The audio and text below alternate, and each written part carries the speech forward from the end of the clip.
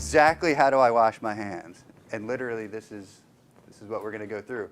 So step one is to wet your hands, which you don't think is a big deal, but I see a ton of people that are just walk off production and then just get the soap. Step two, take an adequate amount of soap.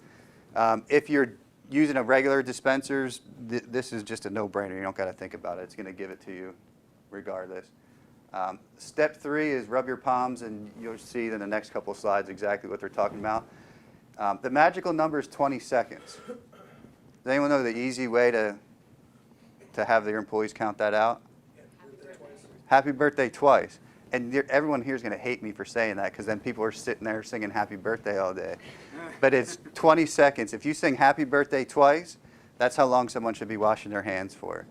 And you'll see in here later that 20 seconds is shown to be the minimal amount of time needed to get the pathogen reductions. Step four, rub fingertips into the palm, right? Because that's what we said. A lot of stuff harbors in cuticles and nails and stuff like that, right? So we're trying to agitate it, get it out of there.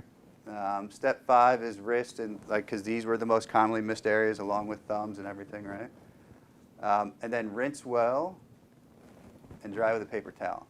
So now you guys are all hand washing experts. Have a good day. I'll see you later. No, I'm just kidding.